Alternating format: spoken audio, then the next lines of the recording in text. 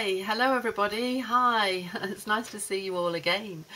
So, what have we got in store for the month of March? What do the planets tell us could be around for us all?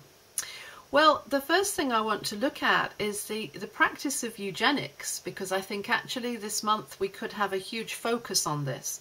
I think we could get some kind of breakthrough or some kind of new news, something will kind of hit us.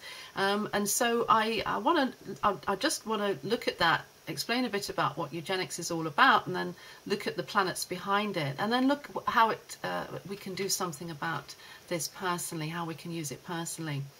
So what is eugenics? Well, it's a practice which aims to improve the genetic quality of the human population, to rid it of its impurities. These days it is carried out in the name of ridding the world of various diseases and debilitating conditions, and that of course is very laudable. It involves manipulating human genes in a laboratory before conception, but in the past it has meant other things. It has meant, for instance, stopping marginalized or perceived undesirable humans from procreating.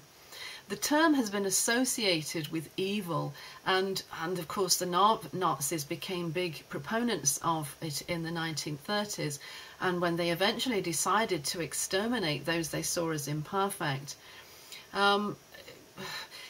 This has a very dark past and some very difficult associations, so the term eugenics is not something people are going to relish having around again, but maybe this time we can do better, or maybe this time get things right. It wasn't just the Nazis who used eugenics in a horrible way. In fact, Sweden was carrying out enforced sterilization of what they considered to be socially marginalized women right up until 1975. And they did this with the intention of purifying the Swedish race. So I'm predicting that we will see a big announcement or breakthrough in genetically modified DNA, at least in March or very shortly. And this could affect things like food crops or animals, animal husbandry, or human DNA. We may get big breakthroughs there. But first of all, let's look at the astrology, which makes me think that this subject will raise itself into public awareness this month. We're back to our old friend, the Pluto-Uranus square, for it seems that these two have a heavy investment in such matters. And since they're becoming very active at the moment, their stewardships are getting into the news, and they are stewards, if you like, in this area. Pluto is about the need to evolve. It's the circle of life. So some things have to die and other things are brought into life. It's about an evolutionary principle that means that we will always move on. Life will move on somehow.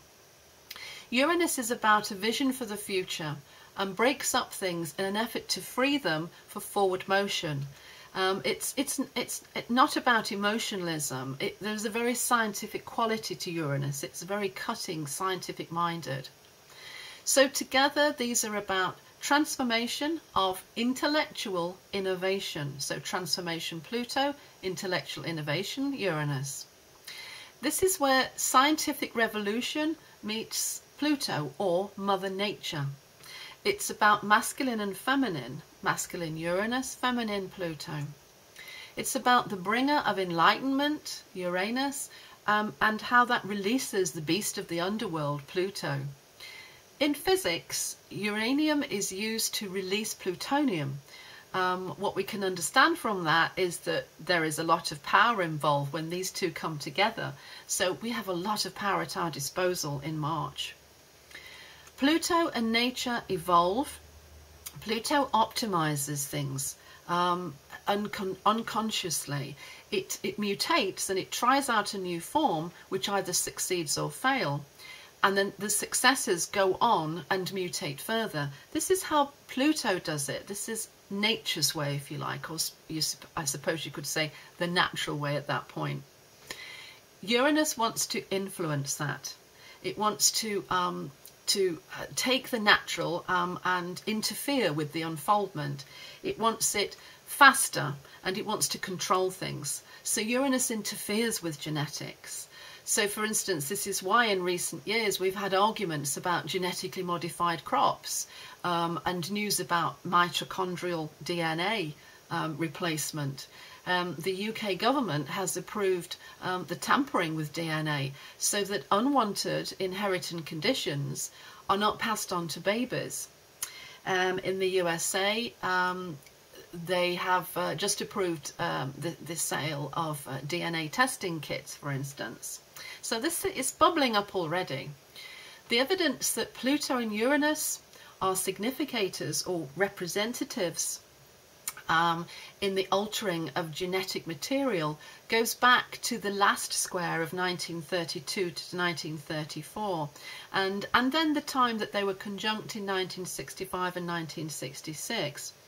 As a lot of people will know, in the 1930s, German scientists were messing with human DNA and looking into the prospect of altering genes.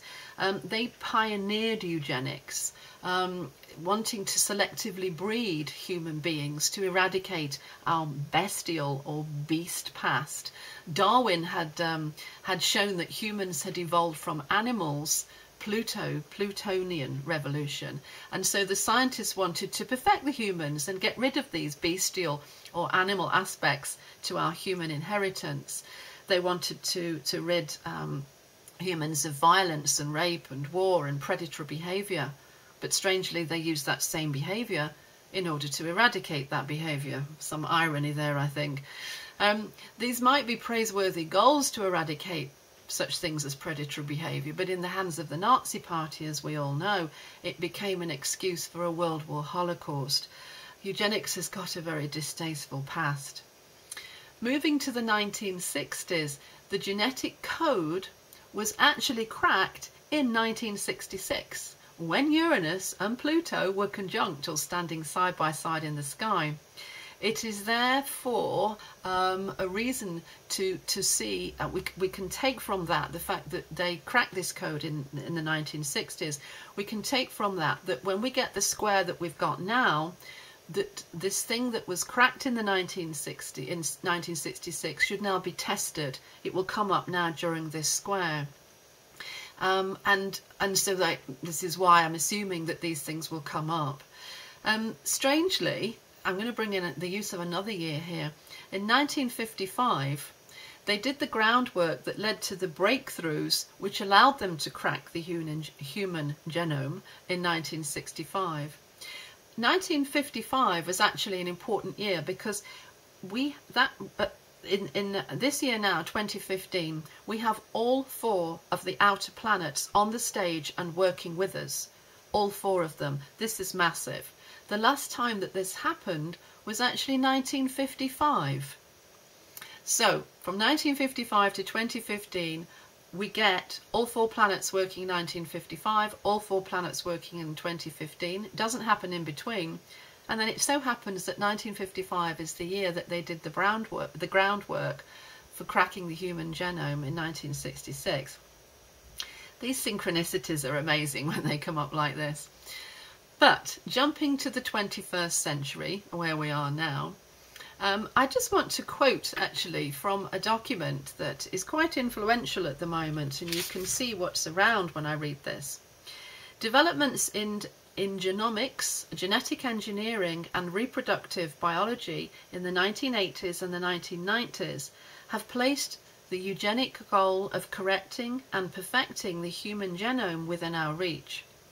As the technology develops further, many contemporary scientists and social commentators are now beginning to publicly champion eugenics as a legitimate social and scientific pursuit. That document is influencing governments right now. So I want to be talking, so actually what we want to be doing now is looking at March. Let's talk about March. And the time from the 4th to the 10th of March, something quite remarkable is happening in the sky. Absolutely remarkable. We have so much going on. And what I want to warn you about is you should be ready for this period, the 4th to the 11th of March, because when it comes, it will hit us like a whirlwind. And we will be lifted up on a magic carpet ride of such ferocity and speed. There won't be time for you to sit there thinking, now what do I want? No, you've got to be ready. You've got to know what you want. You've got to have planned, and you've got to be ready to be able to take your magic carpet ride for the days from the 4th to the 10th of March, and you must be able to know so that the universe can deliver it. Because if you haven't got a plan, it doesn't know what you want, and it will do what it wants. If you have a plan and you're ready, then you can use that energy to really get some results, to get some amazing and magic achievements. For those who want to know the astrology, it starts out with Venus conjuncting Uranus on the 4th of March. And this brings something very concrete to the energy of Uranus. We immediately have to consider the Uranus-Pluto square, because this reinforces the power of Uranus to Pluto's detriment, I have to say. I'll consider what that might mean in a moment. But what I need to point out is that Venus is followed by Mars, and that the planet Mars will then conjunct Uranus on the 11th of March. So we've got one and then another very quickly. But before even that happens, before Mars gets to Uranus, we have some lightning fast moves in the sky. I'll just read them out for the people that like to know these things. So on the 4th of March, Venus conjuncts Uranus and trines Jupiter and squares Pluto. On the 5th of March, we have a full moon in Virgo. On the 6th of March, the Sun conjuncts Chiron and sextiles Pluto. On the 9th of March, Mars trines Jupiter. And on the 10th of March, Mars conjuncts Uranus and squares Pluto. Wow, that's an enormous amount of stuff happening. Bang, bang, bang. So the full moon in Virgo, which has the Sun in Pisces on the 5th, this is all about service. It is about compassion, and it could be looking at the nitty-gritty of DNA and health issues, things like that. Virgo is very much concerned with health. Pisces is very much concerned with compassion and delivering compassionate issues to the human race. The Sun conjuncts Chiron, as I said, on the 6th, so we will get to feel our wounds. Chiron is about wounds, but feel our wounds so that they can be healed. We will look at things from a healing perspective. All right, we have to feel the wounds before they can heal, because you can't heal anything that you haven't first felt. It's the opportunity for us to transform and evolve and see the wisdom behind the wounds that counts. This is the feature of the sky at this time. On the 9th, the cosmos is involved with incredible speed. It will simply be all we can do to keep up. And this is why I'm saying, essentially, you must have worked out what you want to do beforehand. Be ready with your list, if you like, your wish list. There'll be no time to think. It's action only from then on. So be ready. You have been warned. In the first half of the 20th century, prejudices took eugenics into a very dark place. Now the focus could be on a better future for eugenics. It could be about curing disease and curing debilitating conditions, rather than making the human race purer in the other ways that we have chosen in the past. I just want to give you another quote, if I may. In the long run, human genetic knowledge will very likely lead to therapies and cures for many diseases. This is very much a Chiron thing, and it's a Pisces thing too, so this is why I'm going down the road I'm going down. New drugs will be designed to overcome the specific effects of genetic malfunctions. New techniques have enabled the insertion of healthy genes into sperm that might otherwise be genetically impaired. So the UK has approved 3-parent genes. The effects of the Uranus-Pluto square will be with us for years. This happened before in the 1930s. The war didn't break out until 1939. It was 5 years after Uranus and Pluto had separated. This is like radioactivity. that remains in the spent material after the uranium has been processed. These two, their effects are felt years and years afterwards. So, okay, we do have to be careful, and I hope our scientists are careful with what they're planning, what our governments are planning. But maybe there is some potential to use this subject, which will come up anyway, because it's part of Uranus-Pluto's agenda. It will come anyway, but let's hope that it comes and brings good with it this time. On a personal level, well, you could be thinking about your DNA too.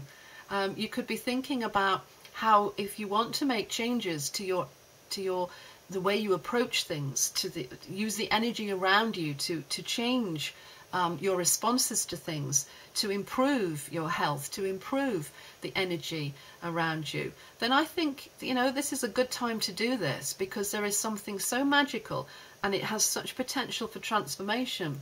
On a personal level, we could be thinking about making changes to our molecules, our DNA, our genetic material. The mind is a very powerful thing. I believe it can affect epigenes, which is the things that switch on and off the DNA. So I do believe this is a time of great potential when we can make great breakthroughs personally as well as nationally and collectively. So March is a powerful month. It's the most powerful month of this year, in a year which in itself is hugely powerful. Make sure you're ready. Make use of it. Know where you want to go. Empower yourself. Use everything at your disposal. Give yourself a magic carpet ride and really go for it. Really enjoy this month. There we go. I hope that was useful. I look forward to speaking to you next month. It was great to talk to you all. Have a good time. Okay, bye.